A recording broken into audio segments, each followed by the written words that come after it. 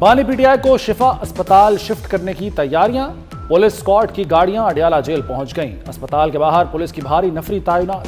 अस्पताल की तरफ आने वाले रास्तों पर रुकावटें खड़ी करके बंद कर दिया गया। जरा के मुताबिक चेकअप के बाद बानी को एडमिट करने या ना करने से मुताल्लिक फैसला होगा।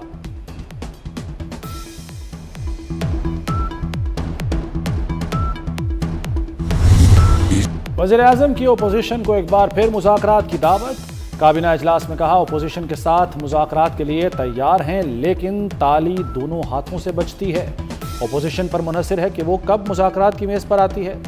डीजल की कीमत में 32 रुपये फी लीटर कमी खुशाइंद करार।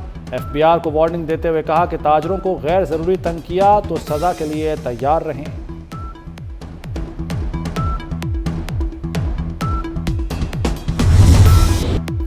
ओपोजिशन जमातों का मुत्तहदा ओपोजिशन इत्तेहाद तश्कील देने का फैसला।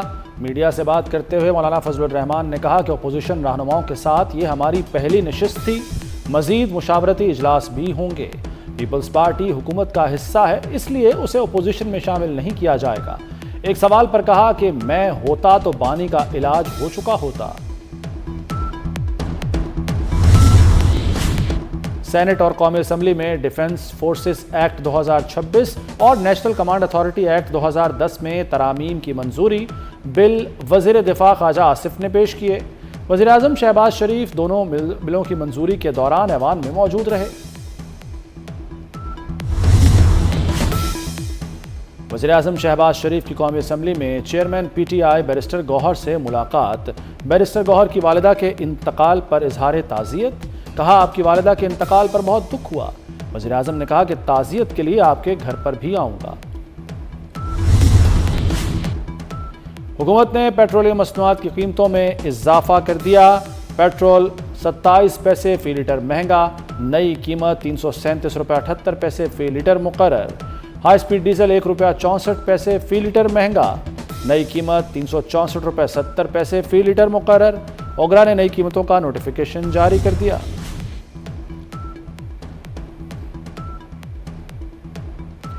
महंगाई के मारे शहरियों पर हुकूमत ने मजीद बोझ डाल दिया। वफाकी काबीना ने पेट्रोल और डीजल पर डीलर्स मार्जिन में 15.51% इजाफा मंजूर कर लिया।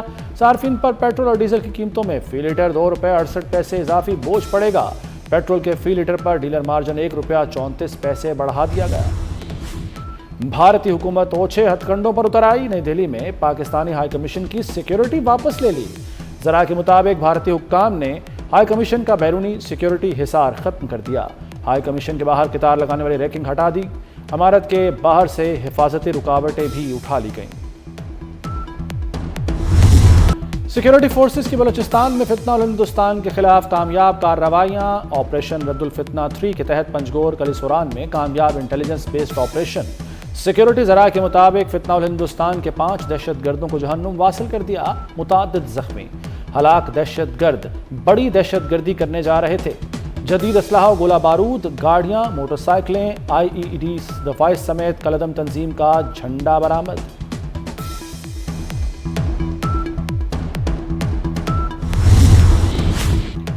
सदर आसिफ अली जरदारी, वज़ीर-ए-आज़म शहबाज शरीफ और वज़ीर दाखिला मोहसिन नकवी का फितना उल हिंदुस्तान का कामयाब इंटेलिजेंस बेस्ड ऑपरेशन पर सिक्योरिटी फोर्सेस को खिराज तहसीन।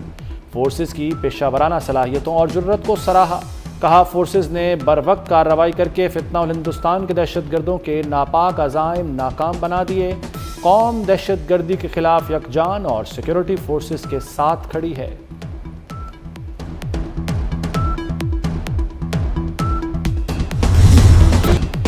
अमेरिकी सदर की दुनिया को धमकी। कहा, दुनिया तेल की स्मगलिंग समेत ईरान से हर किस्म का मुआशी ताल्लुक तोड़ ले, वरना बड़े इक्तसादी नताइज भुगतना होंगे।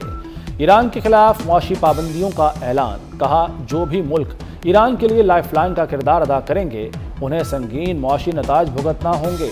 कहा, ईरान को मुआहिदा करने का मौका दिया, मगर अफसोस वो फ़ायदा उठाने में नाकाम रहा। इत्तेहादी ईरान को तन्हा करने और शिकस्त देने में हमारा साथ दें। ईरान ने सदर ट्रंप की मुआशी जंग की धमकी को मुआशी दहशतगर्दी करार दे दिया। ईरानी वज़ीर ख़ारजा अब्बास इराक़ची ने कहा कि अमरीकी इक़्तिसादी दहशतगर्दी आलमी मईशत के लिए ख़तरा है। एक्स पर अमरीकी कर्जे $400 खरब तक पहुँचने की खबर भी शेयर कर दी। ساتھ ہی کہا نام نہاد اقتصادی فتح اندرونی مسائل سے توجہ ہٹانے کی کوشش ہے۔ ایران جنگ کے بعد امریکہ میں مالیاتی بحران کا خطرہ، امریکہ کا مجموعی عوامی قرضہ 400 کھرب ڈالر سے تجاوز کر گیا۔ امریکی محکمہ خزانہ کے اعداد و شمار کے مطابق وائٹ ہاؤس میں ٹرمپ کے 2 ادوار میں امریکی قرض میں 110 کھرب سے زائد کا اضافہ ہوا۔ بائیڈن دور میں امریکی قرض 80 کھرب ڈالر سے زیادہ بڑھا۔ امریکہ کا مجموعی عوامی قرض وزیر اعظم شہباز شریف نے پینشنرز کے لیے پروف آف لائف کے آن لائن سسٹم کا افتتاح کر دیا۔ تقریب سے خطاب میں کہا کہ پینشنرز کے لیے متعارف کرایا جانے والا نیا نظام بڑی خدمت ہے۔ بائیو میٹرک اور چہرے سے تصدیق کا نظام بہت اہمیت کا حامل ہے، ملک کی ترقی اور خوشحالی کے لیے دن رات کوشاں ہیں۔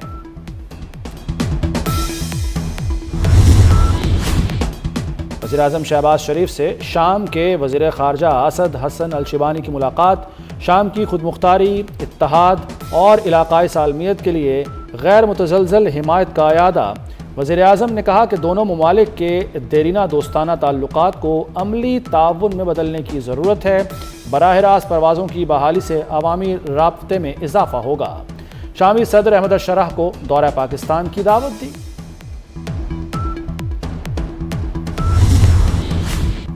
وفاقی وزیر داخلہ محسن نقوی کی دعوت پر ملائیشیا کے وزیر داخلہ سیف الدین ناسیتیون بن اسماعیل کی 2 روزہ دورے پر پاکستان آمد۔ وزیر مملکت داخلہ طلال چودھری نے اسلام آباد ایئرپورٹ پر استقبال کیا۔ ملائیشین وزیر داخلہ پاکستانی قیادت سے اہم ملاقاتیں کریں گے۔ مہمان وزیر داخلہ کا پاکستان مونومنٹ اور اسلام آباد پولیس لائنز کا دورہ، یادگار شہداء پر حاضری دی، پھول رکھے اور فاتحہ خوانی کی۔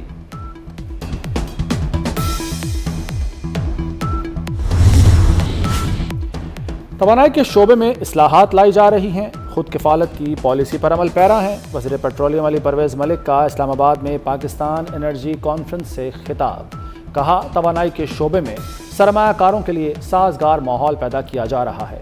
پاکستان کی طویل مدتی توانائی سیکیورٹی یقینی بنانا ضروری ہے۔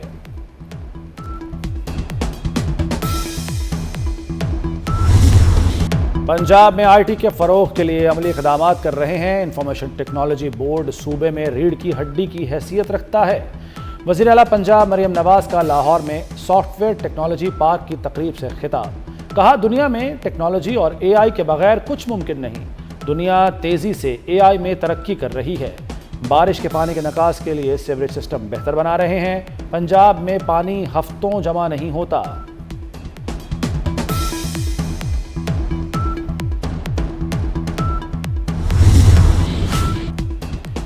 پنجاب حکومت بلدیاتی انتخابات کے لیے تیار ہے۔ وزیر بلدیات ذیشان رفیق کی میڈیا سے گفتگو، کہا پنجاب حکومت نے الیکشن کمیشن کو اپنی سفارشات بھیج دی ہیں۔ الیکشن کمیشن جو بھی تاریخ دے گا، ہم بلدیاتی انتخابات کے لیے تیار ہیں۔ پنجاب میں حلقہ بندیاں مکمل ہونے کے بعد الیکشن کمیشن کا اجلاس طلب کیا گیا۔ صوبے میں 4 سال 4 ماہ سے بلدیاتی انتخابات زیر التوا ہیں۔ مصطفیٰ جان رحمت پر لاکھوں سلام۔ حضور نبی کریم صلی اللہ علیہ وآلہ وسلم کا جشن ولادت باسعادت آپ کیسے منا رہے ہیں؟ اپنا نعتیہ کلام ریکارڈ کر کے ہمیں اس نمبر پر واٹس ایپ کریں، ہم دنیا کو دکھائیں گے۔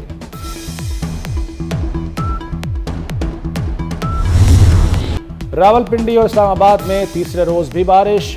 راولپنڈی میں نشیبی علاقے زیر آب، مری میں وقفے سے بارش۔ اٹک، گجرات اور شکر گڑھ میں بارش سے جل تھل ایک ہو گیا۔ اٹک میں فتح جنگ روڈ پر برساتی نالے کا پل ٹوٹ گیا۔ سوابی میں بارش کے بعد سیلابی صورتحال، چھت گرنے سے باپ بیٹی جاں بحق۔ سوات، ملاکنڈ میں بھی وقفے سے کہیں ہلکی کہیں تیز بارش۔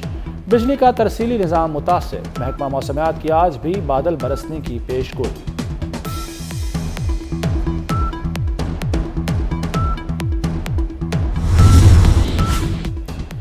کارنامہ یا سوالیہ نشان، جناح انسٹیٹیوٹ آف کارڈیالوجی میں پہلی انجیوگرافی۔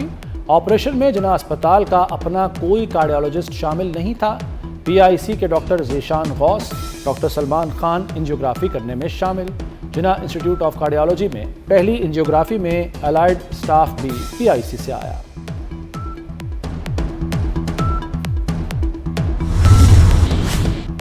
سوشل میڈیا کے ذریعے ہراسگی کے واقعات میں ہوش ربا اضافہ۔ وزارت داخلہ نے قومی اسمبلی میں اعداد و شمار پیش کر دیے۔ رپورٹ کے مطابق 2024 سے 2026 کے دوران لاکھوں شکایات موصول ہوئیں، ہزاروں انکوائریاں اور مقدمات درج، جبکہ متعدد ملزمان گرفتار ہوئے۔ رواں سال اب تک 1 ارب 41 کروڑ روپے سے زائد کی ریکوری بھی کی جا چکی ہے۔ برطانوی شہر برمنگھم میں شادی کی تقریب کے باہر پیٹرول بم حملہ، 2 گاڑیوں میں آگ لگ گئی۔ برمنگھم پولیس کے مطابق حملہ آور فرار ہو گئے۔ واقعہ گزشتہ رات پیش آیا۔ فائر سروس حکام کے مطابق آگ لگنے سے گاڑیاں متاثر ہوئیں، لیکن کوئی شخص زخمی نہیں ہوا۔ برمنگھم پولیس نے تحقیقات کا آغاز کر دیا۔